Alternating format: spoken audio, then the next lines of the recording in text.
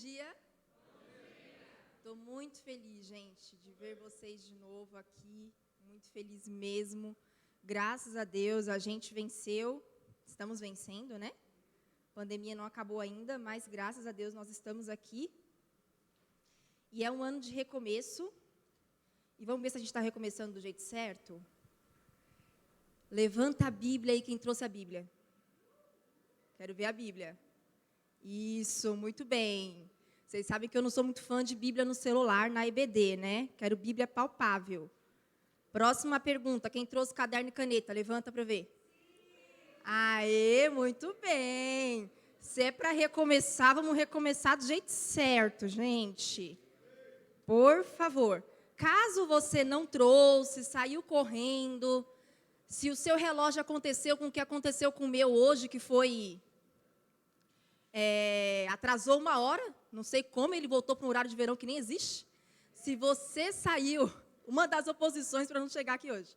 Se aconteceu isso com você, você saiu correndo e esqueceu sua caneta e seu caderninho, ali no som tem folha, caso você precise, e tem caneta. Lembrando que a caneta é sempre emprestada, devolve no final da aula, gente, por favor.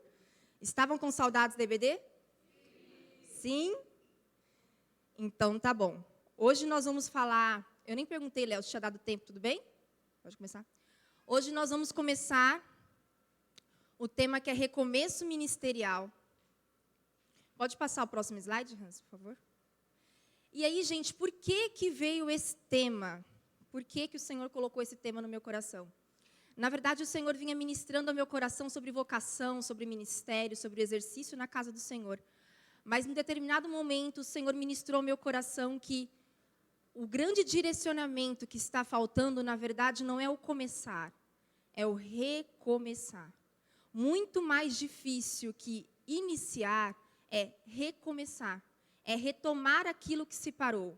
E durante ao longo de todo o ano, muitas pessoas vieram ao meu encontro e faziam perguntas que, quando eu parava para refletir sobre essas perguntas, eu me dei conta que, na verdade, elas não estavam com dificuldade de direcionamento, de encontrar aquilo que o Senhor determinou para elas, mas de recomeçar. Hannah, como é que você tem certeza do que você faz? Como você consegue seguir e não parar? Como que você não perde o foco? Como que você não se perde? Por que você não desiste? Eu não consigo, eu não consigo, eu não consigo. E meditando sobre isso, orando ao Senhor sobre isso, Ele ministrou ao meu coração. Claro que vão ter uma série...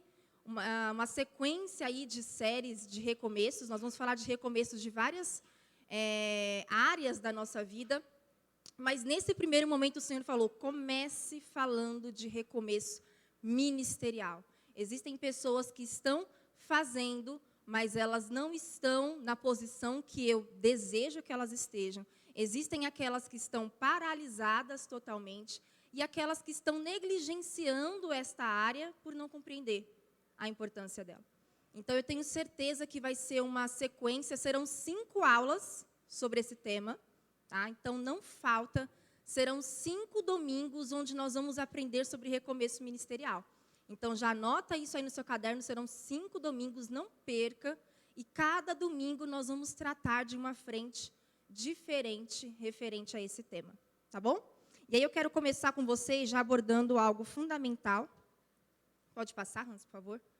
Por que recomeçar no ministério? E aí eu quero que você faça essa pergunta para você. Por que eu devo recomeçar no ministério? Por que eu preciso recomeçar? Se a gente não entender essa sequência agora, esse slide e o próximo, não vai fazer muito sentido essas 5 aulas. Se a gente não compreender por que eu preciso recomeçar e quais são as causas que me levaram a uma necessidade de recomeço ministerial, tudo que a gente vai aprender aqui, os conceitos, uma infinidade de circunstâncias, não vai fixar na sua mente, não vai trazer uma transformação significativa. Então, eu quero começar a ver com vocês por que nós precisamos recomeçar no ministério. E é muito importante que você tome nota. Se precisar, a gente para um pouquinho. E ali eu dividi assim, gente, a importância de recomeçar no ministério para você E qual é a importância do recomeço no ministério para a igreja? Então, existem impactos que vão acontecer na tua vida e existem impactos que vão acontecer na vida da igreja. Por que é necessário que você recomece no ministério? Talvez você esteja pensando assim, Hannah, eu estou assistindo a aula, eu vim para a aula, mas até o momento eu não me vejo, eu não estou encaixada nessa necessidade de recomeço no ministério. Talvez, no início da aula, essa seja a sua concepção, mas nós vamos descobrir qual é a sua verdadeira concepção mesmo ao término da aula. Quando a gente começar a descobrir o porquê do recomeço, quais são as causas e quais são os primeiros passos, eu tenho certeza que no final da aula, o seu raciocínio será outro. Tá? Então, nesse momento, por que nós precisamos recomeçar? Qual é a importância? Nós vamos começar ali primeiro qual é a importância para você. E depois qual é a importância desse recomeço para a igreja. A primeira, gente, missão, propósito. Provérbios 16:4 diz que Deus fez todas as coisas com determinado fim. Ou com determinado propósito. Todas as coisas inclui você. Nós não vamos aqui abordar de uma forma geral a vocação da vida. A vocação do porquê eu nasci é uma vocação sobre você. O termo vocação, por exemplo, ele é muito amplo. Ele fala de vocação ligada à profissão. Existem pessoas que vão servir a Deus com a sua profissão. Eu não vou trazer essa amplitude. Eu não vou falar, por exemplo, do conceito que muitos autores abordam de vocação como vocação redentora, vocação para ser salvo. Nós vamos abordar aqui a questão ministerial, mas há um propósito e uma missão sobre você. O Senhor cria todas as coisas com um determinado fim. E essa missão e esse propósito não é determinado por nós. Porque o Espírito Santo distribui a cada um como Ele quer. Então, essa missão, esse propósito sobre nós, quem é que derrama? Quem é que direciona? O Espírito Santo. Não somos nós. Então, você não é fruto do acaso. Caos e acaso não combina com Deus, com a soberania de Deus. Tudo em Deus tem um propósito e uma finalidade. Então, há uma missão e um propósito sobre nós, do qual nós somos destinados. Inclusive, já deixa a sua Bíblia aberta em 1 Coríntios 12, porque nós vamos ler muitas referências aí.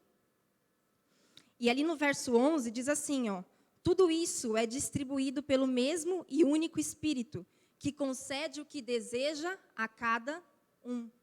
O Espírito Santo derrama sobre cada um segundo a tua vontade. Então, essa missão e esse propósito não é teu. O primeiro conceito que eu quero que vocês relembrem sobre ministério, porque a gente já teve aula aqui sobre ministério, se lembram? Nós já tivemos aula sobre dons espirituais, então eu não vou utilizar o mesmo mecanismo de aula, mas eu estou revendo algumas questões que são importantes para a gente compreender o recomeço. E a primeira delas, gente, é que a missão e o propósito no ministério, e o próprio ministério que está sobre a tua vida, não é você quem escolhe. Você não acorda um belo dia e fala, que vontade de fazer isso para o Senhor e vou fazer. Porque até a vontade que está sobre você, quem colocou foi o Espírito Santo. Não é tua. Tudo começa com Ele e desemboca em você. Então, nós não determinamos a missão, nós não determinamos o propósito e nós não determinamos o querer, no sentido de eu decidir fazer isso por mim mesmo. O Senhor é quem determina e trabalha e nós damos uma resposta ao agir do Espírito Santo. Tudo é como nós respondemos a Ele. Então, há uma missão e há um propósito. Se nós decidimos por não recomeçar, automaticamente nós estamos fugindo da missão e estamos fugindo do propósito. E é muito importante você sempre linkar missão com propósito, porque tão importante quanto descobrir a missão é descobrir propósito. Não é simplesmente o que eu vou fazer, mas o para que eu vou fazer, o que o Senhor espera daquilo. O segundo ponto importante porque você deve recomeçar, realização. E aqui eu quero que você preste bastante atenção. O Senhor não dá um ministério a nós para nos fazer felizes. Nos fazer feliz não é objetivo do ministério, mas é uma consequência. Porque quando eu estou firmado nessa missão, cumpro esse propósito, como consequência eu sou uma pessoa realizada em Deus. Presta muita atenção, não é objetivo, é consequência. Mas mesmo sendo consequência, você só vai ser uma pessoa realizada em Deus quando você cumprir toda a missão e todo o propósito que é designado sobre a tua vida. E como parte dessa missão, como parte desse propósito, está o ministério. É por isso que às vezes nós vemos pessoas que têm um vazio estranho, mesmo aparentemente nós olhando outras áreas da vida dela e falando, está no encaixe. Mas se essa também não estiver no encaixe, como todas as demais, ela não é totalmente realizada.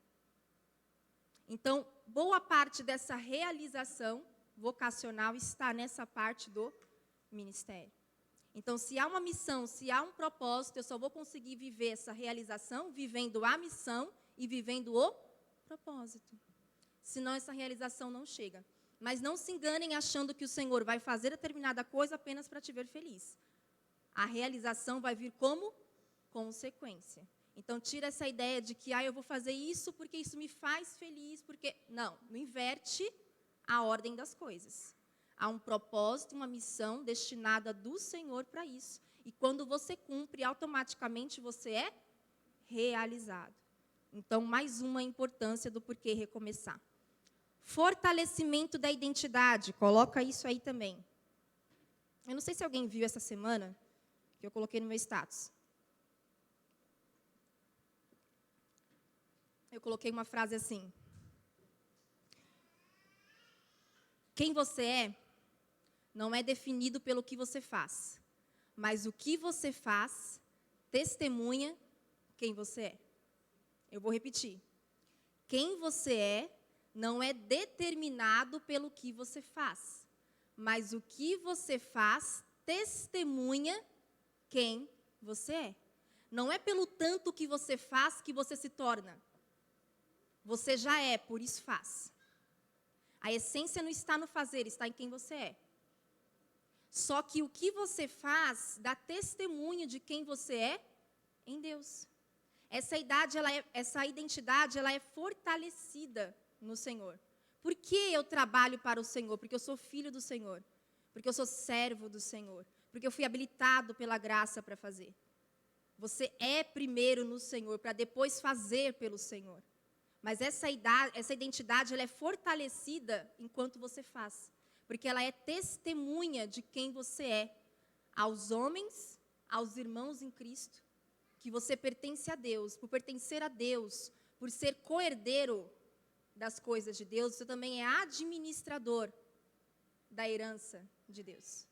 Não é só receber e desfrutar, mas também administrar. Que é o que nós vemos lá na parábola do mordomo fiel, lá na frente com Jesus Cristo. Então, isso vai fortalecer a sua identidade. E nós vamos ver isso melhor mais para frente quando eu chegar em Moisés. Como isso tem um impacto tão forte sobre nós. Porque enquanto nós fazemos, nós damos testemunho de quem nós somos no Pai. De quem nós somos em Deus. Então, você não vai se tornar pelo fazer, mas vai testemunhar através do que faz. Então, isso é muito importante. E vou repetir de novo a frase, caso você queira memorizar ela. O que você faz, a sua identidade, não é definida pelo que você faz, mas o que você faz dá testemunho de quem você é. Tá bom? São os frutos. E por último, desfrutar da plenitude da graça. Essa graça redentora, o plano de salvação sobre a tua vida, não é apenas para te livrar do juízo, da culpa do pecado e te preparar para a glorificação.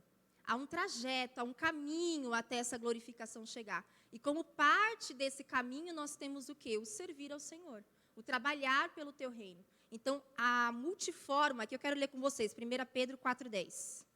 Olha só que interessante, abre aí comigo. E, inclusive, grifa na tua Bíblia. Quem tem Bíblia aí que gosta de rabiscar, super indico. Se você tem dó daquela que é muito cara, tira uma só para isso.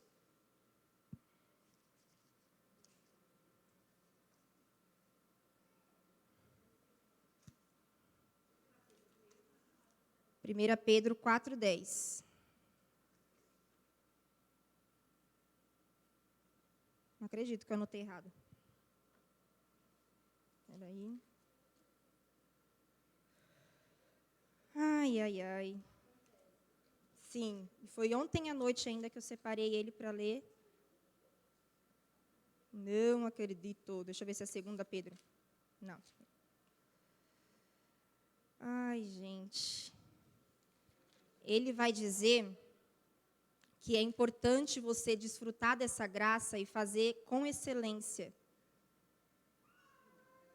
aquilo que é para o Senhor. Eu sei que é 1 Pedro 4, mas então não é. Gente. Depois eu vejo se eu acho aqui. E eu ainda tinha passado o canetão. Não acredito, essa passagem era tão importante. Eu queria tanto que vocês lessem isso, que não ficasse só nas minhas palavras. 5:10? Não, não é. Não. Ele fala da graça que você deve se esforçar nessa graça, nessas riquezas da graça do Senhor, para fazer em prol do outro, para servir o prol do outro nessa graça. Eu não acredito.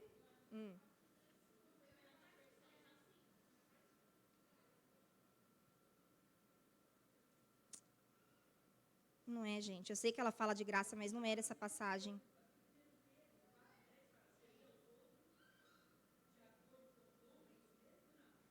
A não ser que a minha NVT esteja tão diferente assim. Lê alguém que não seja, alguém que seja Almeida atualizada. Alguém está com a Almeida atualizada? Talvez porque eu peguei a NVT e ficou tão diferente no meu cérebro, não está encaixando. Uhum.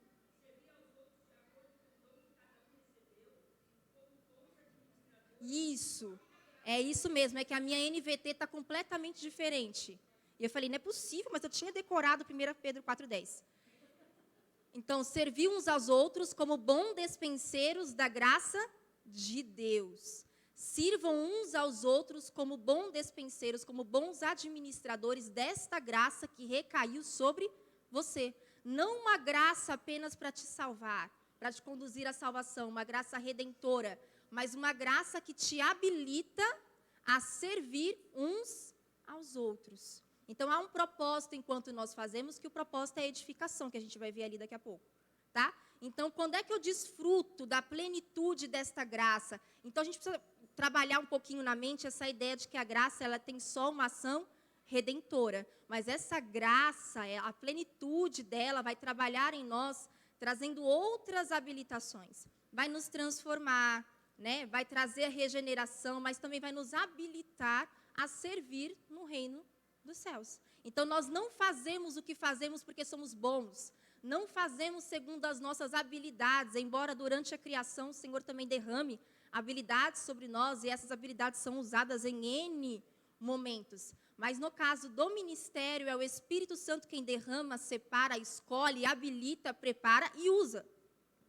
É uma ação exclusiva do Espírito Santo, que vem por meio desta graça regeneradora e completa, que faz tudo em todos. Tá bom? Isso também tem que estar na nossa mente. Agora, gente, por que recomeçar quando eu penso no ministério em relação à igreja? Primeiro ponto, o impacto. Aquilo que você faz vai gerar um impacto na igreja. E esse impacto a gente vai destrinchar agora aqui nos próximos. Vai gerar um impacto sobre o reino de Deus, um impacto sobre o corpo de Deus. Que primeiro impacto é esse? Edificação. Efésios 4:16. Abre aí comigo.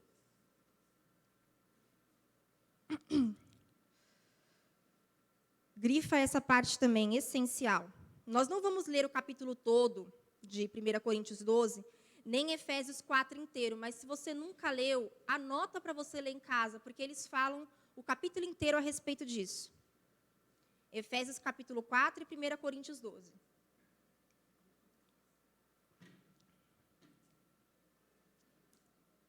Acharam? Olha o que diz. E cada parte, ao cumprir sua função específica, ajuda as demais a crescer, para que todo o corpo se desenvolva e seja saudável em amor.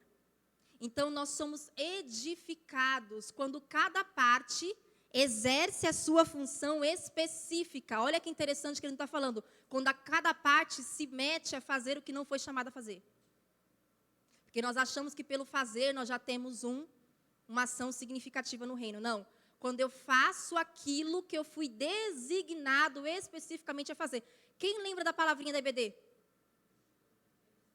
Que puxa essa. É uma derivada dessa que eu gosto de falar. Como é que é? Para quem não conhece, eu vou te apresentar a palavrinha da EBD. Especificidade. No 3, todo mundo repete. 1, 2, 3. De novo que embolou igual Chaves. Mais uma vez. O Senhor te chamou, querido, com uma especificidade. Não se mete na especificidade do outro. Achando que isso vai ter um grande resultado no reino, porque afinal de contas, eu estou fazendo. E aqui, Paulo está dizendo, quando uma parte do corpo faz o que foi chamado especificamente para fazer, todo o corpo recebe isso em forma de crescimento e saúde. Não está destinado só ao que você faz, mas que de fato aquilo que você foi chamado para fazer.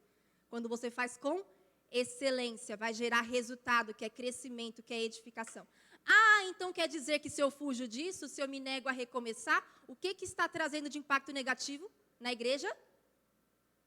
É enfermidade a esse corpo. Não está tendo saúde, não está tendo crescimento, não está avançando. Olha o que mais que nós temos, gente, diversidade. Quando você trabalha, quando você decide recomeçar no ministério, fluir, seguir em frente, você está contribuindo para a diversidade no corpo. Mas, Hannah, tem tanta gente que faz o que eu faço, mas não como você faz. Porque há uma especificidade sobre você. Claro que existem muitos pastores, muitos evangelistas, muitos diáconos, muitos condons para isso, para aquilo outro, muitas operações, que é justamente o que 1 Coríntios 12, 4, 6 diz, que eu nem vou ler, que diz que existe uma diversidade de dons, mas o Espírito Santo é o mesmo. Uma diversidade de ministérios, mas o Espírito Santo é o mesmo. Uma diversidade de operações ou realizações, mas o Espírito Santo é o mesmo que opera tudo em todos conforme lhe apraz. Então, há uma diversidade não só na realização daquela operação, mas há uma diversidade de quem faz. Porque aquele ministério só existe porque tem alguém fazendo aquilo. Tem alguém único por detrás. E isso aqui não é uma palestra motivacional, mas eu preciso hoje que você resgate isso na tua mente. Que você é único naquilo que você faz. Não porque você é melhor que alguém ou porque alguém é inferior a você, mas você é único porque o Senhor te fez único. Porque Deus estabeleceu um corpo com diversidades. Nunca esteve no plano de Deus que um corpo, que a sua igreja, que o seu exército trabalhasse todo mundo da mesma forma. Da mesma maneira. Então, às vezes, você pode pensar assim, não faz falta o que eu faço. Olha para tudo isso daqui. Você está contribuindo negativamente para a ausência de uma diversidade que o Senhor espera que tenha no reino, quando você se nega a recomeçar. E quando você decide por recomeçar ministerialmente, você está contribuindo para que a diversidade no corpo de Deus continue fluindo. E que Deus use cada um conforme Ele desejou. O que mais que nós temos, gente? Harmonia. Harmonização. 1 Coríntios 12, 25. Olha aí comigo.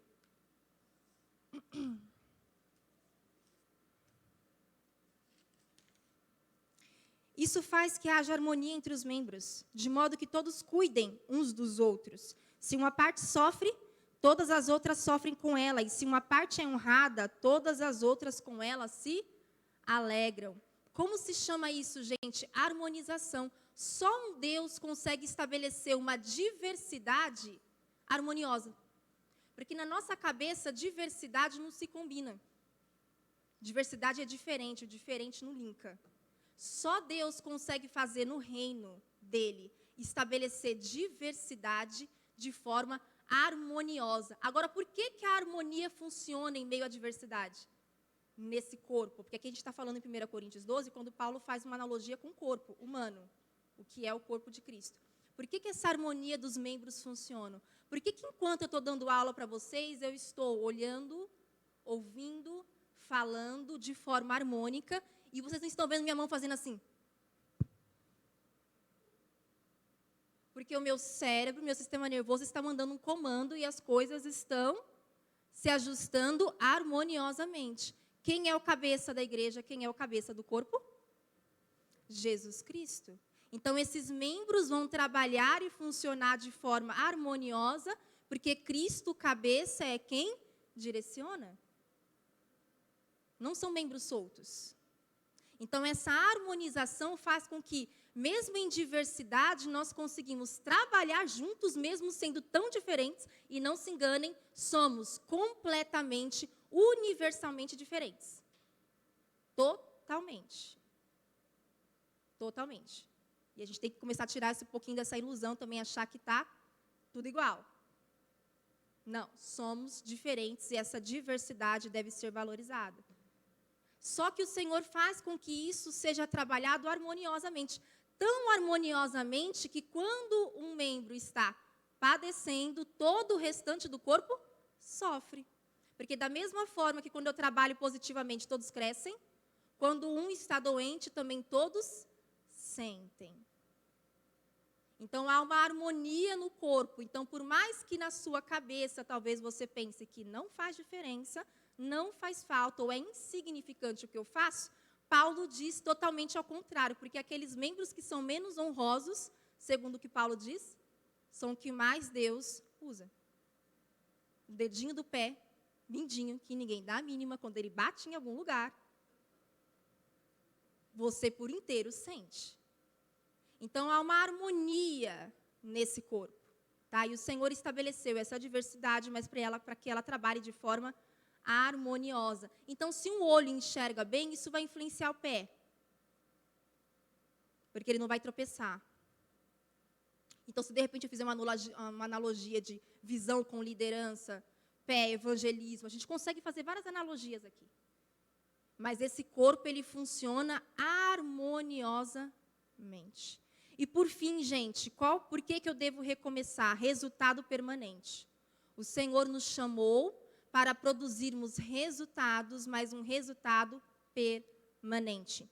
Isso nós vemos em João 15:16, quando ele fala assim: vocês não me escolheram, eu vos escolhi e vos designei para que vocês vão e deem frutos permanentes. Então, presta atenção, não fomos apenas chamados e escolhidos, fomos designados. Não apenas fomos designados para somente ir, mas para também dar frutos. Não somente damos frutos, mas damos frutos permanentes.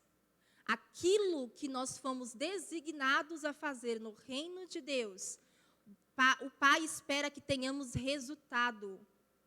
E resultado permanente. Porque a árvore é conhecida pelos seus frutos. Então, o Senhor espera que aquilo que nós façamos não seja um mero fazer. Não vem com um sentimento de obrigação. É aquilo que eu entendo, compreendo, o Senhor estabelece, nós frutificamos. E esses frutos são permanentes. Não passa, não se perde. E o Senhor está dizendo isso, Jesus Cristo, lá, quando ele fala sobre a videira e seus ramos, para os apóstolos. Eu designei vocês, vocês vão fazer. Só que terão frutos, e esses frutos serão permanentes. Gente, aqui existem muitas outras razões? Existem, eu linkei só algumas para a gente compreender um pouco. Olha quanta coisa a gente perde e influencia no reino quando optamos por adiar um recomeço ministerial, ou por, de repente, anular aquilo da minha vida de uma vez. Olha quanta coisa nós perdemos. Olha o impacto que nós causamos. Ou que nós podemos causar, seja positivo ou negativamente. E isso só acontece quando a gente tira um pouco o olhar de mim e coloca o olhar sobre o outro. Porque servir, o ministério é isso, é o outro. Quando a gente muda esse olhar, olha o que a gente descobre. Eu perco missão, propósito, realização, fortalecimento de identidade, a plenitude da graça, uma edificação, uma diversidade, uma harmonia. e um resultado permanente. No final das contas, sobre o quê? É muita coisa, gente. E às vezes você fala, não só ser salvo basta. Com certeza. É a principal parte da obra redentora. Mas tudo isso aqui nós vamos deixar de lado? O Senhor, presta atenção, o Senhor não te livrou do juízo do pecado para viver uma vida ociosa. Ociosidade não combina com Deus. Então, consequentemente, ociosidade não combina conosco. Não combina. E aí existe uma diversidade, N maneiras do Senhor te usar, mas nunca vai ser para estar simplesmente sentado e ouvindo. Anula isso. Anula.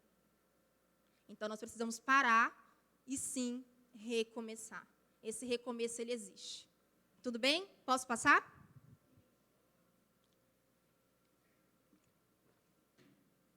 Quais são as prováveis causas de recomeço ministerial? Também aqui, gente, existem N causas, mas eu linkei algumas. Por exemplo, crises. Quem você nunca ouviu falar, estou numa crise.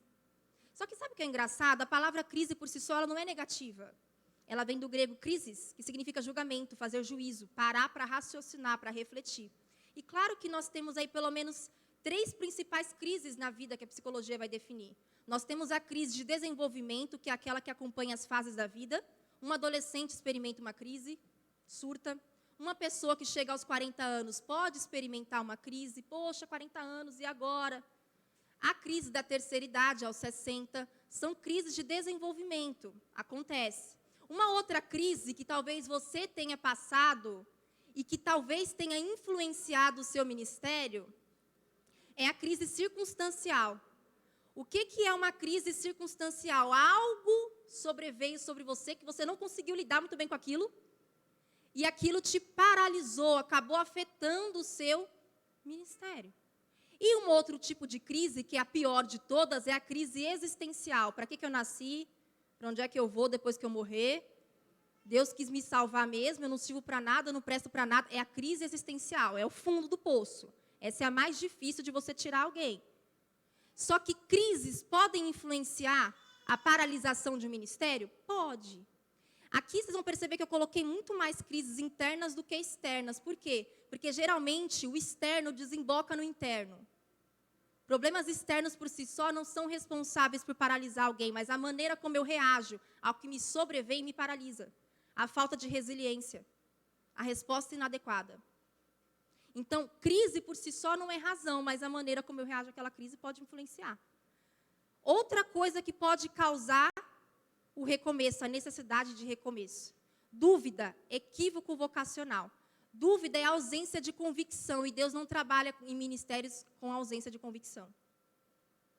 O Senhor te designou e te fez ser uma pessoa convicta do que Ele estabeleceu para você. Ministério não combina com dúvida. Mas, Hannah, eu posso me encontrar num estado de dúvida? Sim. Eu posso, de repente, errar, me ver fazendo algo e descobrir que não, aquilo não era para mim? Sim. E quem errou, Deus ou você? Você. A situação de equívoco, ela pode acontecer e, por um momento, bagunçar tanto a tua mente, a ponto de você falar, já fiquei tanto tempo nisso, agora eu vou recomeçar numa outra coisa. Porque eu descobri que eu errei, que eu me enganei, que eu deixei o meu eu falar por cima, que eu não entendi que era o Senhor quem derramava, eu me encantei com aquilo, achei aquilo fantástico, cismei que eu queria, e no meio do caminho eu percebi que não era, mas agora recomeçar em cima disso. E muitas pessoas vão parar aí. Porque ela não consegue se livrar daquela dúvida, daquele questionamento, não consegue chegar na resposta. E enquanto a gente vai falando, vai observando se de repente isso não se encaixa em alguns de vocês. Porque isso aqui não é se entupir de conhecimento, hein, galera? Há um propósito, há um objetivo nessas aulas. E ao término da 5ª aula, nós estaremos recomeçando como Deus deseja que temos que recomeçar. Então, presta atenção. Descuido espiritual. Pode levar a recomeço? Pode. Falta de comunhão com o Pai. Eu sou tão bom no que eu faço que nem preciso fazer comunhão com Ele. É quando o que você faz rouba o lugar de quem você é. Isso é o top de linha. Então, orar, jejuar, devocional, acabou. Só que o descuido espiritual leva ao quê? A situações de pecado. E muitas vezes um pecado, não existe pecado, pecadão, pecadinho, mas o pecado exposto, a maneira como eu lidei com aquele pecado, se eu realmente me arrependi, se eu recomecei, na vida de alguém que está exercendo o ministério pode ser desastroso. Ele não consegue mais. Ele fala, olha o que eu fiz, todo mundo sabe. Como é que eu vou me reerguer agora? Ele não consegue. Desmotivação pode levar? Sim. A pessoa se vê desmotivada, só que aí eu tenho que entrar num negócio mais profundo e descobrir qual é a origem dessa desmotivação. Está desmotivado porque está esperando demais resultados que estão fora do tempo da colheita? Porque nós criamos expectativas. Expectativas frustradas levam a uma desmotivação. Então, eu estou esperando demais, não acontece? Estresse. E esse estresse, eu não estou falando de estresse ministerial, mas estresse de uma forma geral. E aquilo vai sobrecarregando a pessoa até que ela chega uma hora que ela não aguenta. E aquilo acaba afetando também o ministério. Agora, algumas causas externas.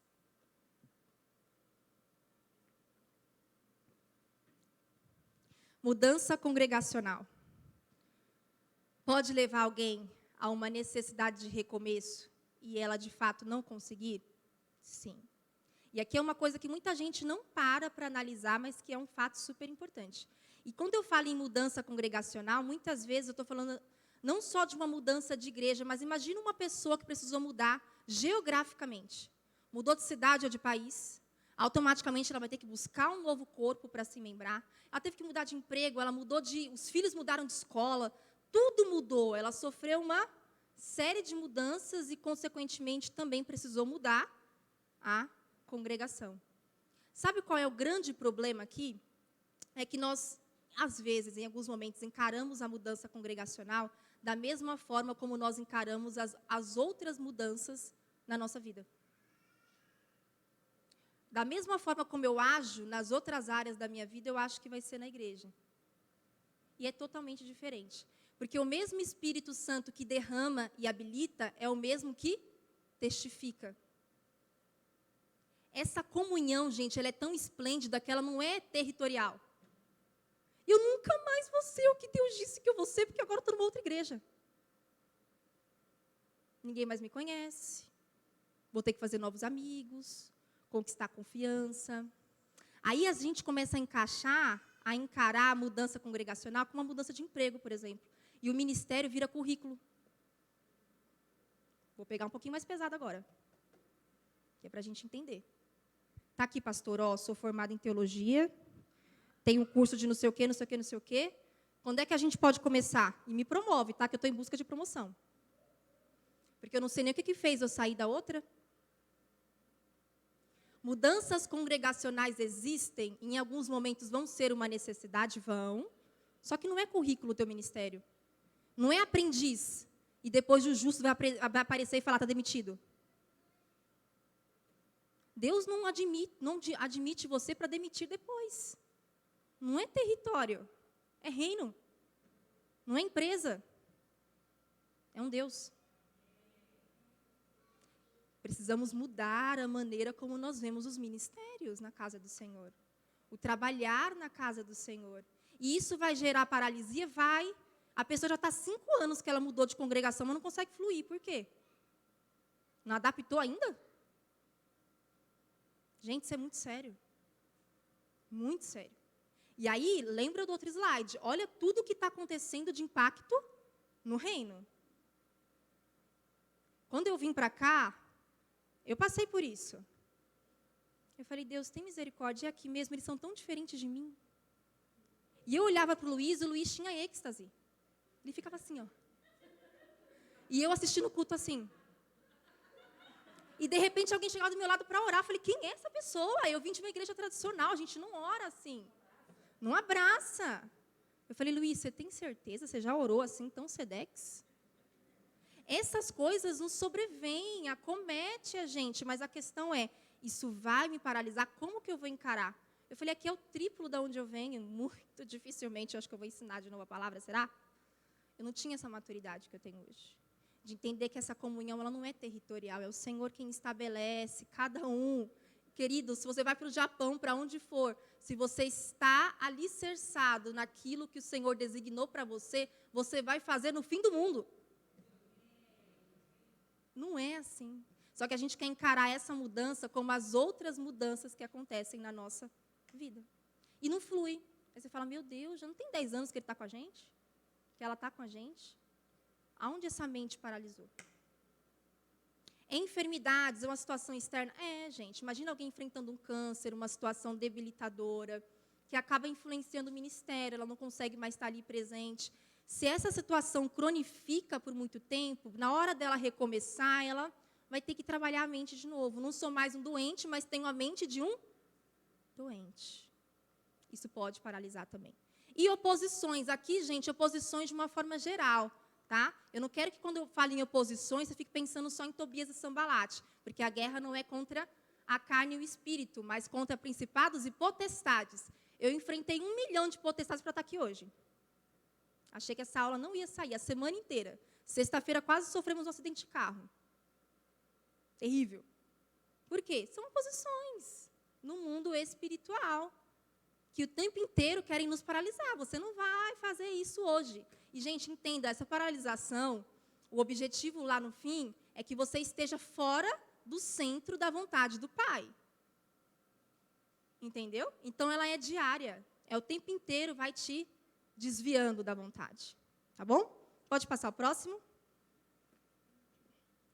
Ministérios recomeçam porque pessoas recomeçaram. Existe uma identidade por trás de quem faz. E muitas vezes nós esquecemos disso. Em relação aos outros e em relação a nós mesmos. Tem gente que ela está tão ocupada no que faz que ela esquece que ela é um ser humano. E nós estamos tão fixos observando o que é feito que também esquecemos que tem alguém por detrás fazendo. 2 pessoas me ajudam aqui, por favor. Deixa ele distribui. Uma outra pessoa distribui aqui para mim, por favor. Vocês vão responder um questionário pessoal. Não respondam ainda, que eu vou dar a diretriz. Só peguem, preparem a caneta. Quem é você enquanto recomeça? Quantas vezes você já recomeçou? E das vezes que você recomeçou, seguiu em frente ou parou de novo no meio do caminho? Mudou alguma coisa? Recomeçou por quê? Em cada recomeço, você negligenciou a sua identidade ou sabia quem você era? Esse é o objetivo do nosso questionário, porque nós vamos falar sobre identidade. A primeira subtemática dentro da temática principal de recomeço ministerial hoje é a identidade. E esse questionário, gente, depois, chega em casa, eu quero que vocês colem ele no seu caderno. Cola, tenaz, cola bastão, clips, grampo, saliva. Eu não sei o que você vai fazer, mas é para colar no seu caderno. Por que você vai colar? Porque você não pode perder. Na última aula eu vou falar, abre aí na parte do questionário. Se você me olhar com aquela cara de quem perdeu a folha, que eu vou identificar, não duvide, que mesmo com a sua máscara, eu vou identificar que você perdeu, que seu cachorro comeu, que seu periquito pegou e que o seu filho rasgou. Eu vou saber. Nós vamos usar na última aula. Todo mundo conseguiu ter? Deu o suficiente? Quem ficou sem, Michele? Pega aqui a metade. Ah, tem? Gente, vamos lá. Nós vamos responder juntos. Canetas, apostos, preparados? Todo mundo pegou? Então, presta muita atenção, embora nós vamos responder rápido, mas é porque você sabe a resposta. Se você não sabe, vai ter uma última alternativa que é não sei. Porque talvez, gente, você seja essa pessoa. Sabe aquela pessoa que não para nunca para refletir sobre a vida? Principalmente a vida espiritual? Se você não sabe, seja sincero nas respostas. Coloca aí, não sei. Então, olha lá, eu vou fazer uma pergunta de cada vez, a gente vai responder juntos. Eu vou explicar o que é a pergunta. 1. Talvez você tenha recebido uma folha que ela está com uma sequência 6, 7, 8, 9, 10. Gente, é só erro de digitação, é a mesma pergunta, tá? É 1, 2, 3, 4, 5.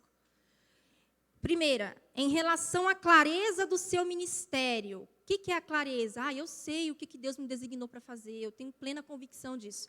Em relação à clareza do seu ministério, você se vê, primeira, direcionado. Segunda, sem direção. O que é sem direção, Hannah? Eu estou aqui nessa aula, mas de verdade, eu não sei nem no que eu vou recomeçar.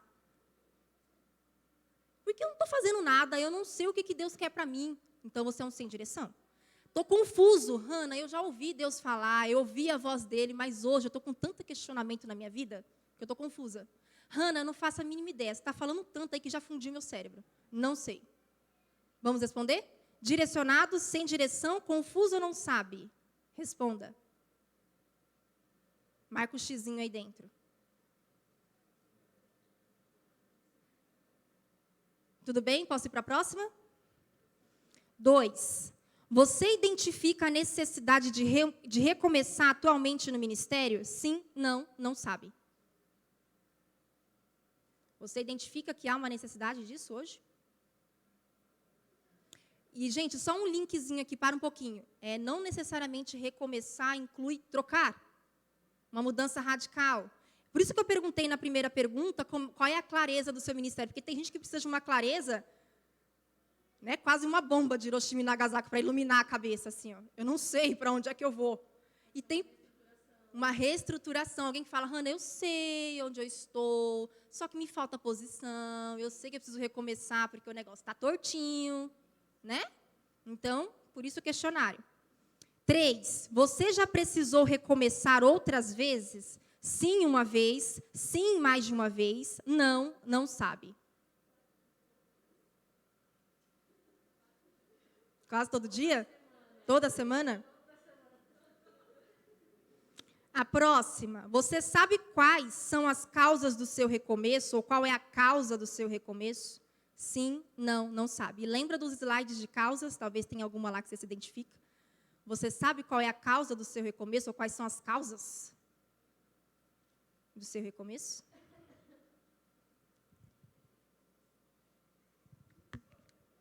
E a última. Quando foi a última vez que você conversou com Deus sobre tudo isso? Mas, gente, não é que você acordou um dia e falou que não sabia se ia comprar bicicleta ou casar, se você ia sair ou não da igreja. Não são pensamentos aleatórios. Quando foi que você parou para estar em comunhão e falar, eu vou orar a respeito disso, eu quero uma resposta, um direcionamento. Eu não quero mais me sentir assim, eu não quero mais me ver assim. Quando foi a última vez que você realmente falou com Deus sobre isso? Menos de um ano, mais de um ano, não lembra. Com o intuito realmente de mudar. Com o intuito de realmente começar. Por que eu coloquei um ano, não coloquei meses? Que eu quis ser a mais objetiva possível.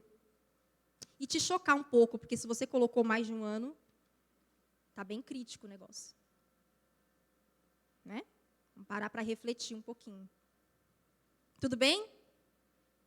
Agora tem uma próxima pergunta que ela vai estar na tela. Pode passar, Hans, por favor? Presta muita atenção. Dificilmente acho que eu nunca fiz isso que a gente vai fazer aqui agora. Mas o Senhor falou ao meu coração, você não vai conseguir seguir essas próximas aulas no sentido de que eles realmente compreendam o que deve ser o recomeço ministerial sem fazer isso. E é uma mentira que hoje ela vai ser anulada no nome de Jesus. Por isso que eu coloquei, as mentiras não precisam de recomeço. As mentiras não precisam de recomeço. É quando você está prestes a se livrar de uma mentira e você não sabe como, você volta a viver aquela mentira de novo. E tem uma mentira, que é essa pergunta, que eu quero que vocês reflitam bastante agora, porque nós vamos anular ela no mundo espiritual. Você já pensou que Deus errou com você? Responde isso na sua cabeça. Você já pensou que Deus errou com você? Deus errou comigo, Hannah. Não sirvo para nada. Não sirvo. Pode me botar para o que for. Se eu tiver que varrer a igreja, eu vou varrer torto. Porque Deus erra comigo. Não dá certo para mim. Não flui para mim. E, de novo, isso aqui não é palestra motivacional, mas essa barreira espiritual tem impedido muitas pessoas de viver um recomeço. Não importa o que ela faça, não importa para o que ela é direcionada, não importa quantas congregações ela vá, ela não consegue recomeçar, porque ela vive uma mentira. Porque lá no inconsciente dela, Deus errou com ela. Ela não vai se encaixar. Você já pensou que Deus errou com você? E agora nós vamos fazer uma coisa, você vai declarar para o mundo espiritual 3 vezes a seguinte frase. Quando eu falar 1, 2, 3, você vai falar essa frase para você ouvir, para você entender. No segundo 1, 2, 3, você vai declarar com mais força ainda para os seus irmãos testificarem do que você está falando, que você não vai mais viver essa mentira. E na terceira vez que nós pronunciarmos, você vai declarar para o inferno que você está livre dessa mentira hoje. Porque senão, você vai chegar na 5ª aula, entulhado de conceitos, e do mesmo jeito. Porque a mentira te cega e te empata. E a frase que nós vamos falar é, Deus não errou comigo. Isso é muito sério, você não vai falar por falar. A primeira vez é para você, a segunda para a igreja, a terceira para o inferno. Deus não errou comigo. Hannah, eu não me vejo assim, eu preciso mesmo falar isso. Tira o orgulho. Deus vai fazer algo extraordinário na tua vida. Creia nisso. Vocês entenderam? A frase é, Deus não errou comigo. Se você quiser fechar os seus olhos para falar isso, você faça. Eu nunca fiz isso. A gente sempre segue a linha muito teológica da coisa, muito um scriptzinho. Mas hoje o Senhor falou, para e faz isso. Não é pregação, mas a gente vai fazer. Então, quando eu falar 1, 2, 3, o primeiro, Deus não errou comigo. Depois 1, 2, 3, o segundo e o terceiro mais forte. Amém? A frase é, Deus não errou comigo. 1, 2, 3. Deus não errou comigo. 1, 2, 3. Deus não errou comigo. A última, bem forte, para o inferno ouvir. 1, 2, 3. Deus não errou comigo. Deus não errou com você. E se for necessário amanhã, de novo, você se olhar no espelho, levantar e falar, você fala. Deus não errou comigo. Eu vou recomeçar e eu vou recomeçar com efeito. Eu não fui tirada de um lamaçal do pecado para ser um ocioso, um insignificante no reino. Eu tenho valor. Amém? Olha essa frase de Martinho Lutero. Eu amo Martinho, ele é sensacional. Eu tento criar frases de efeito, mas os caras são muito bons. Todo crente tem uma vocação na vida porque tem uma posição. E nesta posição ele encontra sempre oportunidades de servir. Todo crente tem uma vocação na vida porque ele tem uma posição. Que posição é essa? Geração eleita, sacerdócio santo. Você já foi eleito. A graça te elegeu. A graça te elegeu, te transformou, te regenerou. E por causa disso, você sempre vai encontrar oportunidades de servir. O que nós temos, na verdade, são oportunidades de servir ao Pai. É nisso que nós somos designados. Então, não falta oportunidade. Então, essa palavrinha também, ou esse conceito de que, eu não tive oportunidade. Tudo bem? Existe? Não. Porque aquele que a graça salvou, também habilitou. E faz com que você sempre, sempre, sempre, até o último respirar da tua vida, tenha oportunidades de servir. É só abrir a mente, deixar o Espírito Santo trabalhar e você enxergar a N variedade de formas de servir ao Senhor. Tá bom? Agora nós vamos entrar na segunda parte da aula, que na verdade essa foi a introdução. Agora nós vamos entrar na aula mesmo. E para quem estava lá no grupo do WhatsApp, eu falei. Isso, gente, quem não está e quiser entrar no grupo, no final, só me dá o número, vem falar comigo que a gente coloca, tá bom? Nesse grupo a gente nós somos super legais e a gente não compartilha vírus, a gente não compartilha notícia da Covid, que ninguém aguenta mais, a gente só fala DVD. Então, se você quiser entrar, a gente compartilha as leituras da semana e as informações importantes. Nós vamos falar sobre Moisés. Nossa, Hannah, Moisés. A gente ainda está em recomeço ministerial.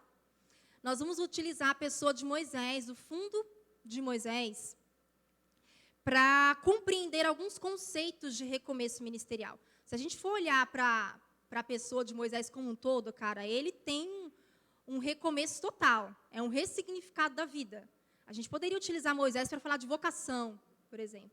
Mas eu quero utilizar alguns conceitos de Moisés para a gente trabalhar esse recomeço, que é um cara que você vai ver recomeço do início ao fim, a vida dele. Só que hoje, como nós vamos nas 5 aulas utilizar a figura de Moisés, não vamos falar da vida toda de Moisés, tá? Algumas partes.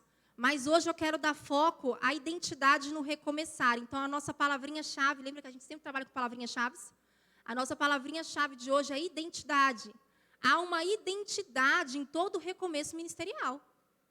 Ministérios só recomeçam porque pessoas recomeçaram. Quem está por detrás daquele recomeço? Quando eu recomeço, quem sou eu quando estou recomeçando? O que eu faço com a minha identidade? Dá para anular a minha identidade e ser uma outra pessoa cada vez que eu recomeço? Então, vamos tentar entender um pouquinho isso. Claro que quando a gente fala em identidade, nós estamos falando sobre particularidades, sobre características particulares que levam ao reconhecimento de uma pessoa, que levam à idealização de uma pessoa, mas a gente vai conseguir caminhar um pouquinho aqui em algumas partes. Então, quando a gente for falar de identidade, eu quero que você pense em toda essa construção da identidade. Tem a questão da personalidade, do temperamento, mas tem a questão da construção social, da influência cultural, social, familiar, o momento histórico que a pessoa está vivendo, aonde ela está inserida, os fatos que sobrevieram à vida dela, como no caso de Moisés. Então, a gente não vai focar como se fosse a psicologia aqui, mas é um sentido muito mais abrangente da história, tá? E tentar entender um pouquinho dessa construção da identidade de Moisés e, através dessa construção, tentar aplicar para nós a nossa identidade quando recomeçamos, percebendo esses acontecimentos e essas reações aí da história de vida de Moisés. Tá bom? Então, nós vamos relembrar um pouquinho de tudo isso. Pode passar. E aí, você já vai deixar a sua Bíblia agora aberta em Êxodo. Vamos ver a próxima perguntinha. Levanta a mão, quem estava lá no grupo, que leu as referências. Êxodo capítulo 1 e 2. Tá bom, vamos para o juramento, então? Para a gente recomeçar de verdade. Você vai levantar a sua mãozinha direita. Hannah, jurar não é pecado no nome do Senhor, a gente vai prometer. Vamos lá, levanta a sua mãozinha direita, igual na escola. E você vai falar assim, eu prometo, diante da professora, diante de Deus, diante dos meus irmãos, que eu vou ler as referências, em nome de Jesus. Amém. Se é para recomeçar, vamos recomeçar direito, né? Vamos ler a Bíblia, vamos ler pelo menos as referências para você ganhar força e fazer seu devocional. Em nome de Jesus. Vocês sabem que a gente não lê os capítulos todos, nós lemos referências chaves. Então, hoje eu vou ler algumas referências, mas se vocês não praticarem a leitura em casa, vocês vão se perder, mesmo sendo passagens conhecidas.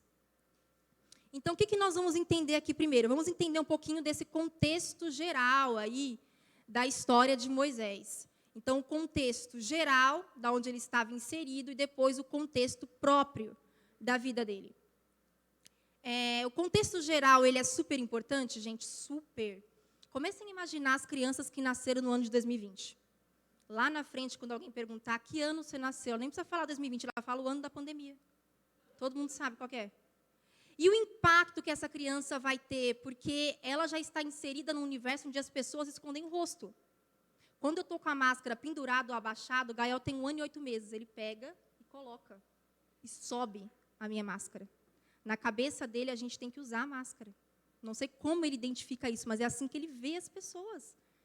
Porque agora está a maior construção dele. Está com 1 ano e 8 meses. O ano onde elas mais ficaram em casas, onde a escola foi interrompida, onde tudo mudou. Então, o contexto histórico ele tem uma grande influência. Não foi um ano a mais, 2018, 2019. Foi 2020, o ano que entrou para a história da humanidade, como alguns outros. Então, isso traz um impacto. Talvez não um impacto totalmente significativo, tá? Mas ele vai trazer um impacto influenciador em muitas pessoas. Então, aqui, qual é o contexto geral do momento em que Moisés nasce? Nós estamos falando ali de um período onde o povo chegou ao Egito. Como é que o povo chegou ao Egito? José esteve estabelecido lá, teve uma missão específica para José, né? A gente vai chegar na aula de José lá na frente. Mas aí os descendentes, os irmãos de José, a família de José, desceu para o Egito junto com Jacó, se estabeleceu lá. O faraó da época de José era favorável a José, gostava de José, então deu um terreno ali, um território para a família de Jacó se desenvolver. Mas a verdade é que o Egito, ele nunca foi amigável aos hebreus. Sempre teve uma certa hostilidade. A cultura era muito diferente. Então, os egípcios olhavam para os hebreus como um povo inferior, uma ralé, um povo que só cuidava de ovelhas, que sabia pastorear, que só sabia conversar e comer, que não tinha cultura, que não tinha conhecimento. Então, nunca teve uma aproximação positiva. Mas, devido a José, que foi um plano de Deus, esse faraó foi benevolente com José e com a sua família. Então, a gente está falando lá dos 11 filhos de Jacó, juntamente com José, referente ali às 12 tribos. E aí eles se estabelecem lá, só que, claro, toda aquela parte de José morre, toda a família de José morre, vem outros faraós, e aí o povo hebreu vai se ver agora sob o domínio de um novo faraó que não tem nem sequer lembrança de quem era José. Muito menos da benevolência que foi usada com ele e com a sua família. E o texto vai dizer que o povo hebreu se multiplicou.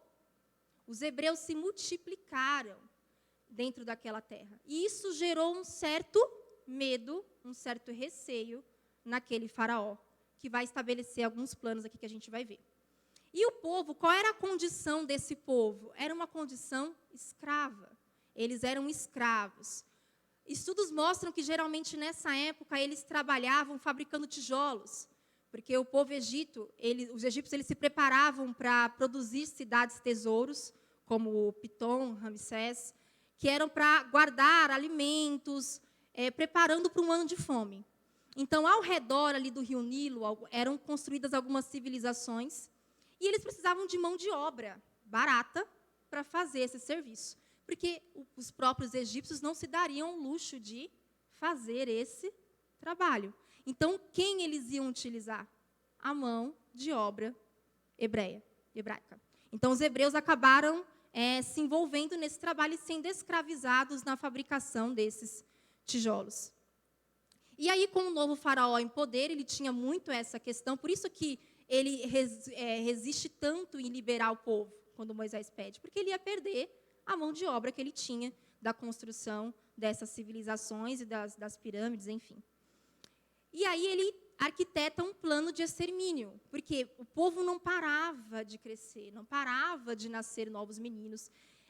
A população começou a crescer demais. Se esse povo, na fase adulta, se rebela contra a gente, nós acabamos perdendo.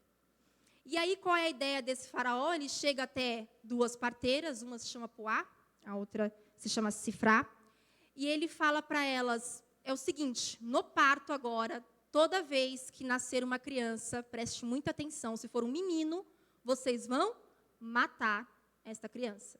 Só as meninas vão sobreviver. Só que aí, o fim, tem um novo recomeço. E aí eu quero ler com vocês o verso 20 e 21, o que foi que essas parteiras fizeram.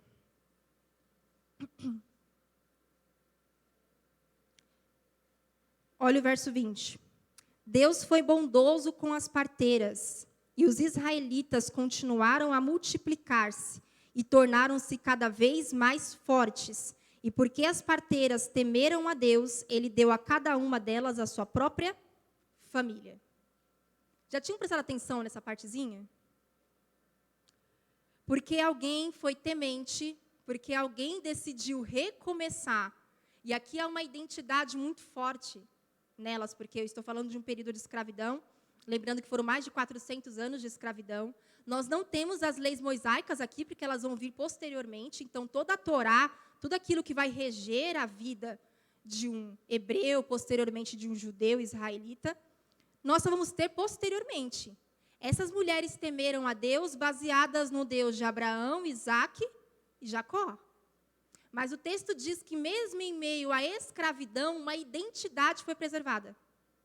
Mesmo em meio a uma escravidão, uma identidade foi preservada. A identidade de que isso não condiz com o que Deus de Abraão, Isaque e Jacó espera de nós. Eu não vou matar uma criança. Eu não vou dar fim a uma criança. E aí o texto diz que, porque as parteiras temeram a Deus, Deus deu a cada uma delas uma família. Porque elas decidiram dar um novo recomeço para essas outras crianças, Deus deu um novo recomeço para elas. E aqui é uma parte chave, porque na verdade não foi só Moisés que foi livrado. Outras crianças foram livradas porque essas parteiras preservaram a identidade delas. E a gente já teve aula de identidade aqui, mas só para a gente lembrar um pouquinho que circunstâncias não nos formam nem roubam quem nós somos, elas revelam quem nós somos. A escravidão não roubou a identidade delas. E a escravidão não forjou uma nova identidade. A escravidão revelou quem elas já eram, tementes ao Senhor. E por serem tementes, por decidirem dar um novo recomeço, elas também receberam um novo recomeço. Então, o contexto que Moisés está, o contexto geral que Moisés vai nascer, é um contexto onde meninos não deveriam nascer. É a primeira parte que eu quero que você memorize ou anote, que isso vai estar intrínseco na vida de Moisés. Moisés nasceu num período onde homens não eram bem-vindos, onde homens deveriam morrer. Isso vai entrar na identidade de Moisés. Essa parte do contexto geral. A outra parte, o povo era escravo. Moisés não veio no momento onde tudo estava lindo e perfeito. Moisés veio num momento crítico dessa população. E onde tinha um plano de extermínio. Agora, quando a gente vai para a vida mesmo, de fato, de Moisés, quem era Moisés? Moisés era filho de 2 levitas, no sentido de pertencerem à tribo de Levi, não de levita exercício, mas era filho de Joquebede e Arão. Eles eram da tribo de Levi, e tudo, lembra, gente, o Senhor não faz nada por acaso. Nada. E a gente só vai entender melhor essa parte aqui na segunda aula, quando eu falar da missão de fato. Que aí eu vou falar da missão dele, da missão de Arão. Como o Senhor pega tudo e encaixa perfeitamente. O que ele era? Ele era um lindo bebê, que a mãe dele escondeu por 3 meses, e depois de não conseguir esconder mais, ela o lançou no rio Nilo, porque essa foi a segunda ordem do faraó. Nós não sabemos de fato o nome do faraó, nem o nome da princesa. Existem alguns estudos, mas a gente não consegue chegar de fato nisso, tá? E aí, a ordem dele agora foi para o povo, porque as parteiras falaram o quê? A gente não consegue chegar a tempo. Elas são muito fortes, as mulheres hebreias, o trabalho de parto, elas parem sozinhas. Quando a gente chega, não tem como saber se era um menino ou uma menina, porque a vida seguiu. Aí, Faraó dá uma ordem para o povo. Então, agora vocês vão jogar essas crianças no rio Nilo. Passa um slide só para mim, por favor, depois a gente volta aqui. Aqui eu trouxe uma imagem, mais ou menos, para vocês verem do que seria a ideia de um cesto que diz que foi feito de junco e papiro. Hoje, a gente tem muitos trabalhos artesanais feitos de junco. Então, vocês vão lembrar muito dessas cestas que a gente compra para alguns trabalhos artesanais. E aí diz que ela passou piche e betume, ela revestiu com piche e betume para impedir a infiltração. O piche é aquele derivado do petróleo que é bem escuro, gruda. Então, ela usou, mas tem outras formas da gente adquirir ele também de plantas, né, ali do bambu. Então, ela revestiu. Joquebede, ela não lançou no rio como a ordem era lançar para matar. Ela preparou, ela idealizou, ela tinha uma esperança de que aquilo não seria um fim, seria um... Moisés não foi à toa. Vocês vão entender todo um recomeço nessa história. A idealização da mente dela, ou a esperança, ou a fé, não sei como a gente poderia conotar, mas não era um fim. Era um recomeço. Então, a água não vai entrar, eu vou colocar Moisés aqui dentro. Ela colocou a Miriam, a outra filha dela, para observar por onde, que fim aquilo teria e aonde chegaria. Então, na mente de Joquebede, o fim não seria um fim. Seria um novo recomeço. Pode passar a segunda imagem? Aqui eu peguei para vocês a imagem do Rio Nilo. O Rio Nilo, até hoje, ele é um dos rios com maiores extensões, tá, do mundo. Ele é gigante. E a gente está falando de uma parte desértica, da África, deserto. E o rio Nilo, para o povo egípcio, era muito mais do que uma dádiva da natureza, era algo consagrado.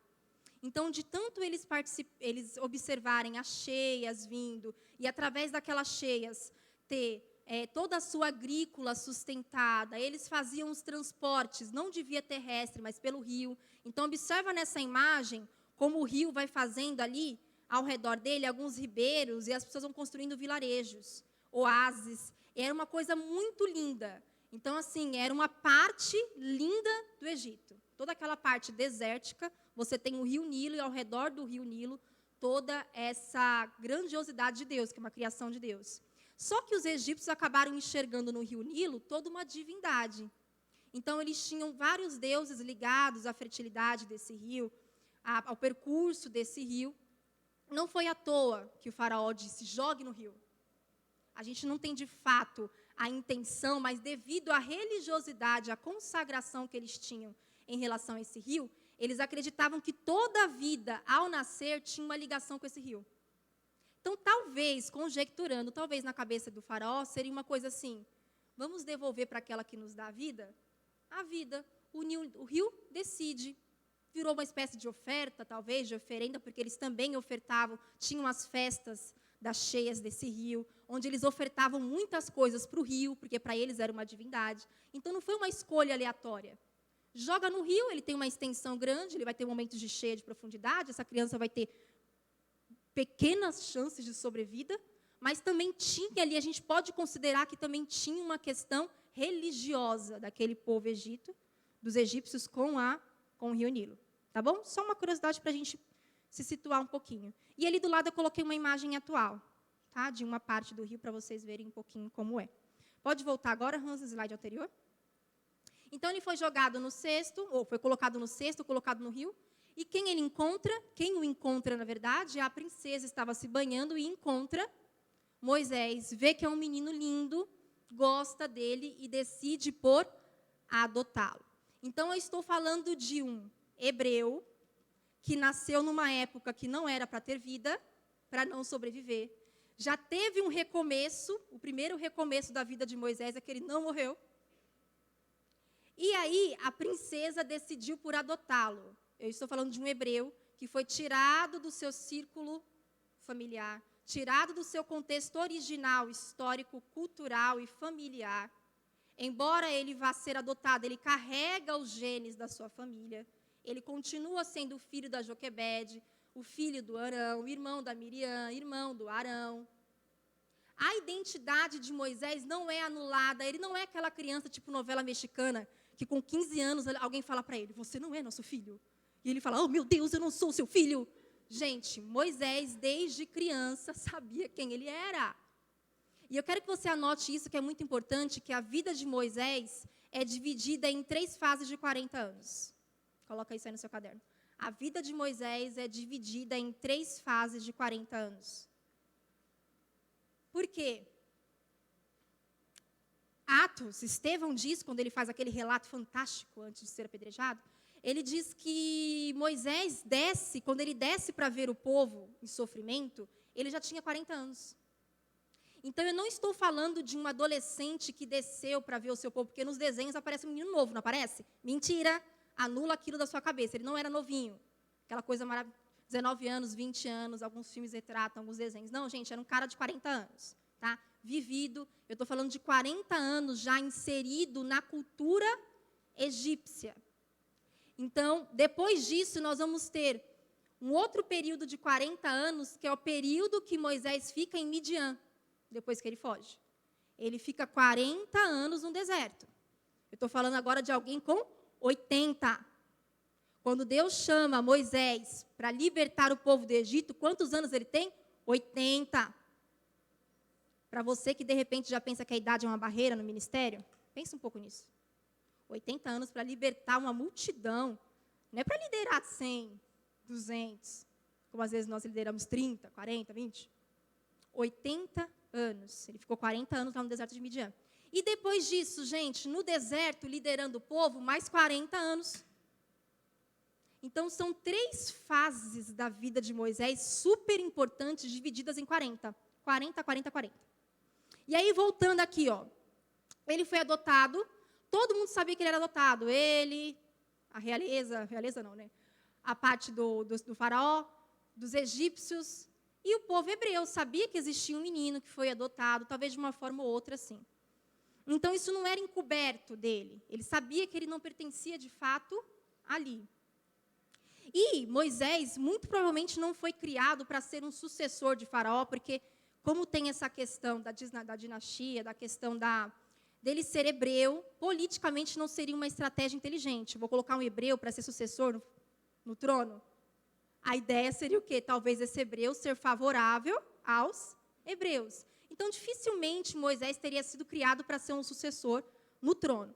Mas, em contrapartida, quando Estevão diz que ele foi inserido em toda a cultura e aprendizado e ciência dos egípcios, e que ele era uma pessoa muito sábia, que tinha autoridade, que falava muito bem, o que é super estranho, que a gente vai ver na próxima aula, muito provavelmente ele foi treinado e educado, gente, para ser um oficial ou um escriba. Ele já tinha um plano para a vida dele, algo muito bem alinhado, que os egípcios deixavam para um príncipe, a maioria dos príncipes serem isso. Então, ele foi criado dentro disso. E outra, vocês acham que dentro do palácio, o que ele ouvia falar do povo hebreu? Olha lá, aquele povo nojento, sem educação, sem cultura, só serve para isso, pegar tijolo. O que será que Moisés ouvia durante essa construção da vida dele a respeito do povo que ele sabia que era o sangue dele, que era da onde ele veio? E aí a gente tem, então, Moisés crescendo dentro dessa esfera, mas havia nele uma consciência hebraica. Por que tinha essa consciência? Porque o texto diz que ele desceu para ver o seu povo. E ele já desce adulto, com 40 anos. O texto não é claro se foi a primeira vez, mas deixa claro que ele se assusta com aquilo que ele vê. Pode passar o próximo slide? O próximo do próximo? Do próximo, isso. Ficou invertido aqui, tá? Essa identidade revelada está um pouquinho do outro lado. Mas o que acontece? Moisés desce e ele dá de cara com um capataz, oprimindo um hebreu. É interessante, gente, que os capatazes, eles tinham autoridade para matar quando fosse necessário. Qual que era a função de um capataz? A palavra capataz significa opressor. Eles eram contratados para oprimir e para fazer com que o serviço do escravo hebreu fosse rápido. Tá molengo por quê? Toma-lhe chibatada e toma-lhe isso. Então, eles aceleravam o trabalho daquele hebreu quando ele se sentia cansado. E, ao fazer isso, em alguns momentos, eles espancavam mesmo, era sem dó, eles tinham autoridade para isso e chegavam, em alguns momentos, inclusive, a matar os hebreus. E quando Moisés desce, ele dá de cara com essa circunstância, ele se revolta. E quando ele se revolta, o texto diz, a gente não sabe as margens de segundo disso, mas o texto diz que ele observa ao redor, então deu um tempo de observação, e ele mata o egípcio. Eu vou fazer uma sequência de relação de fatos, depois a gente vai analisar aonde eu quero chegar com vocês sobre a análise um pouco da identidade de Moisés, tá? Ele mata o egípcio, mas não assume a culpa. O que ele faz? Ele enterra o corpo na areia e vida aqui segue. No dia seguinte, ele volta de novo para ver o povo. Não sei se a ideia dele agora era criar uma sequência de visitas, mas ele visita o povo e agora ele vê quem discutindo? Os hebreus. E aí ele fala, poxa, o que você está discutindo com ele? Aí o hebreu fala, você quer ser meu juiz? Você vai me matar como você matou o soldado egípcio? Aí ele fala, pronto, agora já era. Todo mundo já sabe, eu vou fugir. Ele foge. O faraó realmente fica sabendo que ele matou um egípcio, vai atrás dele, tenta matá-lo, não encontra. E ele chega onde? Em Midian. Midian não lembra a palavra midianita? Porque quando Abraão, Sara morre, ele casa com Queruta, e ele tem um novo filho chamado Midian, e Midian vai ser o ancestral dos midianistas nesse território. E aí, quando ele se estabelece lá em Midian, quando ele chega junto a um poço, percebe algumas mulheres, que são as filhas de Jetro, querendo água, os pastores não deixam elas pegarem água. E aí é quando ele fala para elas, quando ele ajuda essas meninas a conseguirem água. Você vê, num único capítulo, Moisés envolvido em 3 conflitos. Num único capítulo. E esses 3 conflitos mudam a vida de Moisés para sempre. Mas ele está sempre, não sei se ele atraía conflitos ou se o conflito atraía ele. E aí é quando Jetro passa a conhecer Moisés. Moisés mora com a família de Jetro, a convite de Jetro. E aí ele casa com a Zípora depois de um tempo. E ele tem um filho chamado Gerson. E Moisés vai virar pastor de ovelhas. Aquilo que era abominável para os egípcios. Agora ele se torna. E ele se estabelece 40 anos dentro disso. E aí eu separei algumas palavrinhas aqui, alguns adjetivos que nós podemos considerar que talvez estejam nessa identidade de Moisés. E a gente já está acabando, tá? Esse é o último slide. Midian ficava cerca de... Passa o último slide aqui, só para ver a imagem. Midian ficava muito distante, tá, gente? Uma caminhada de cerca de 300 quilômetros a mais. De 300 a 320. Pode chegar a 400, porque é um oásis, não é linha reta. Então, olha lá, o Egito, Monte Sinai, Midian. Olha a caminhada que esse cara deu, fugindo, sem eira nem beira. Para onde é que eu vou? Para onde é que eu estou indo? Naquele momento. Tá? Então, não foi uma coisa simples chegar até lá. Pode voltar? Eu percebi aqui algumas características, e ver se vocês concordam comigo. A primeira delas, eu percebi na identidade de Moisés lealdade. Porque ele poderia muito bem ver o capataz oprimindo o hebreu e pensar, não é problema meu. Minha vida é outra. Eu sou um príncipe do Egito. Tanto faz, a vida é assim. A vida é assim para eles, é assim para mim. Mas ele se indigna, ele tem um sentimento de indignação e ele tenta agir com uma certa lealdade. Porque quem era o povo dele? Eu sei que eu sou criado aqui, mas quem é o meu povo? Eles. Então, nós conseguimos perceber uma certa lealdade como identidade de Moisés. Mas eu também consigo perceber uma certa impulsividade. Ou vocês acham que matar o soldado foi algo friamente calculado? E quando o Estevão fala a respeito de Moisés, que ele tinha autoridade, ele poderia, de repente, talvez, nós podemos imaginar que teria uma outra saída que não fosse, de fato, matar o capataz. Mas ele mata. E vê que aquilo foi um erro, e esconde o corpo. E você vê constantemente, em alguns momentos, Moisés se envolvendo em situações de impulsividade. Mais um pouquinho, você vê Moisés de novo envolvido num conflito. Os pastores estavam ali tentando impedir as moças, as filhas de Jetro, de pegar água. O que Moisés faz? Invade o negócio, fala, não, dá um jeito nos pastores, dá água para elas. E eu fiquei pensando, gente, Moisés é um manso? Moisés tem mansidão na identidade dele? Não. Moisés ele é um pacificador? Não, porque a Bíblia diz que pacificador é aquele que chega e promove a paz. A guerra cessa. E o manso sempre resolve as coisas com mansidão, faz parte das bem-aventuranças. E eu falei, que palavra se encaixa então? Porque onde ele chega, tem um conflito, ele quer resolver o conflito. Só que ele quer resolver do jeito dele. A regra tem que valer aqui, está errado, cara, vai valer do meu jeito. Justiceiro. Aí agora você está pensando, mas, justiceiro não é um matador de aluguel? Não, gente, justiceiro é aquele que faz justiça, que se esforça para que a justiça seja feita, que a regra seja feita à risca, custe o que custar. E Moisés era esse cara, onde ele chegava que tinha um conflito, a justiça tinha que reinar, isso não está certo e vai ser certo assim. Então, nós conseguimos ver, ao longo dos fatos, uma identidade sendo revelada. Só que agora tem um ponto central que eu quero falar com vocês. Quando ele se casa com a Zípora e tem um filho, ele tem 2 filhos.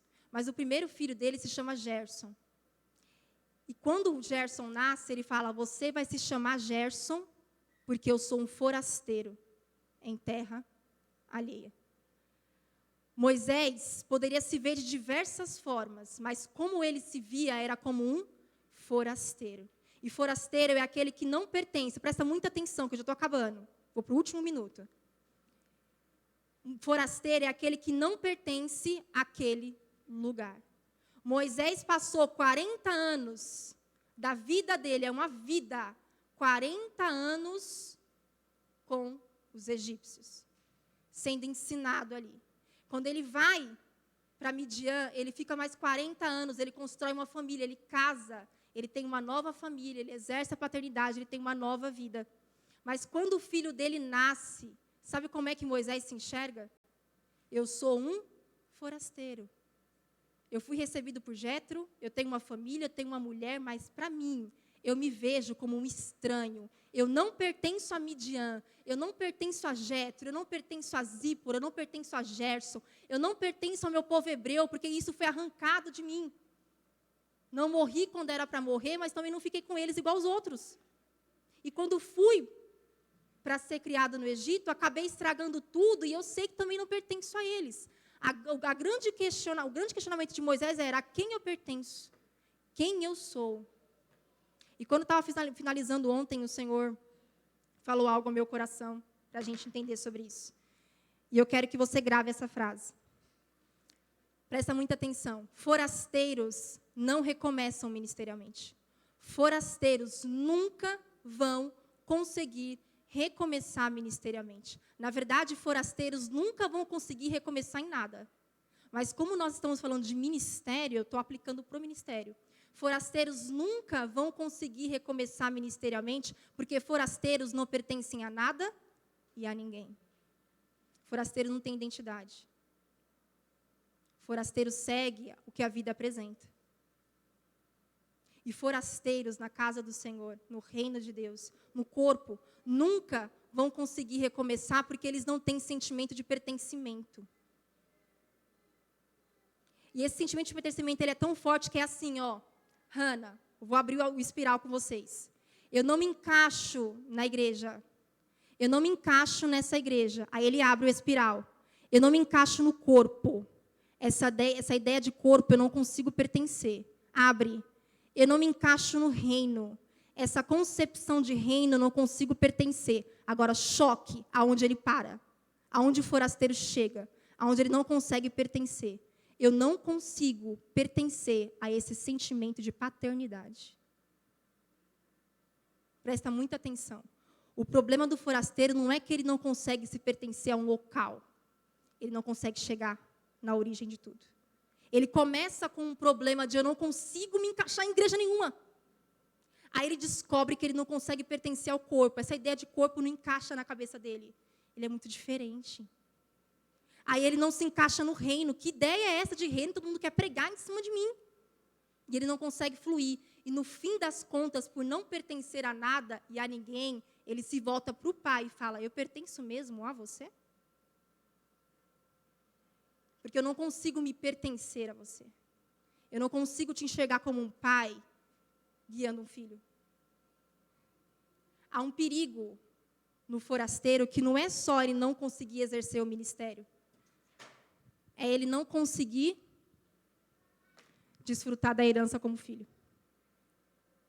Então, hoje, o que a gente aprende? Aonde nós chegamos à conclusão dessa aula? Existe uma identidade por trás do ministério que o Senhor te designou. E essa identidade não pode ser negligenciada, porque se ela for negligenciada, você vai virar um forasteiro. Vai chegar talvez ao fim da sua vida com 10 igrejas, 10 ministérios, não sei, se equivocando aqui e ali. Com 10 ideais, trazendo novas teologias, novos princípios, porque a Bíblia não encaixa mais. Porque você não pertence a ela. E no fim das contas, o seu fim é estar diante daquilo que você recebe, vivenciando novos acontecimentos com uma vida completamente diferente. Fora da missão e do propósito, porque ele está fora. O Senhor vai chamar ainda. A missão já era designada a ele quando ele nasceu, mas ele só teve consciência da missão quando Deus o chama. Só que com o sentimento do quê? Eu não pertenço a nada, nem a ninguém. E quem você é? Qual é a identidade que você deve preservar e como é que você vê essa identidade? A maneira como nós nos vemos é como Deus nos vê? Porque eu sou filho. E como filho, eu sou herdeiro, coparticipante das heranças de Cristo, mas também sou um administrador. Também sou aquele que serve. E também sou um amigo, como Jesus disse. Então, gravem isso. Forasteiros negam a identidade. E forasteiros não conseguem recomeçar ministerialmente, porque eles não pertencem a nada e nem a ninguém. Moisés só vai entender isso quando ele aceita a missão e ele retorna para o lugar de onde ele nunca deveria ter saído. Então, prestem atenção sobre isso. O Senhor nos chamou para não sermos forasteiros. Vai recomeçar ministerialmente? Não negue quem você é. Há uma construção sobre você. Há uma identidade, há uma influência. Você é quem você é.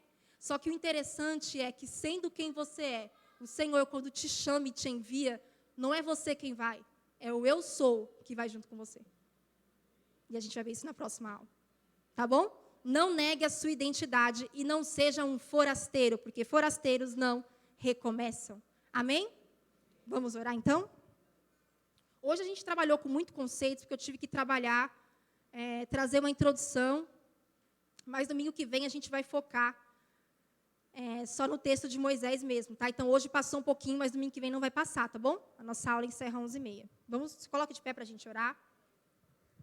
E domingo que vem, não perca, nós vamos falar sobre inseguranças. Você é uma pessoa insegura no que você faz? Principalmente com Deus? Você está hesitando? Até quando a gente pode dar desculpa para Deus? Venha na próxima aula para a gente descobrir até quando a gente pode fazer isso. Senhor, meu Deus e meu Pai, neste momento nós te agradecemos, Pai, por esta aula. Nós te bendizemos, nós te louvamos e te glorificamos. Nós compreendemos hoje, Pai, que há uma identidade por detrás do ministério. O Senhor nos chama de uma forma única, diversificada e harmoniosa, para que nós possamos trabalhar para Ti e ver o corpo edificado. Que o Senhor esteja sobre nós em todo o tempo.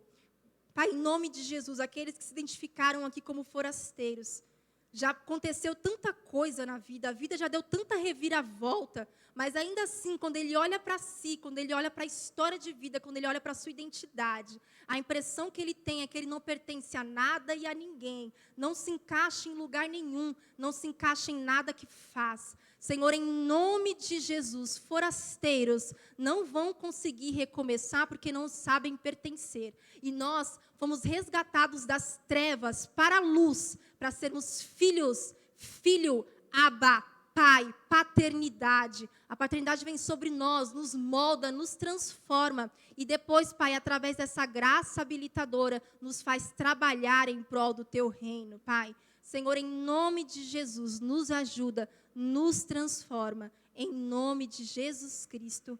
Amém. Deus te abençoe. Quer falar alguma coisa? Gente, quem puder.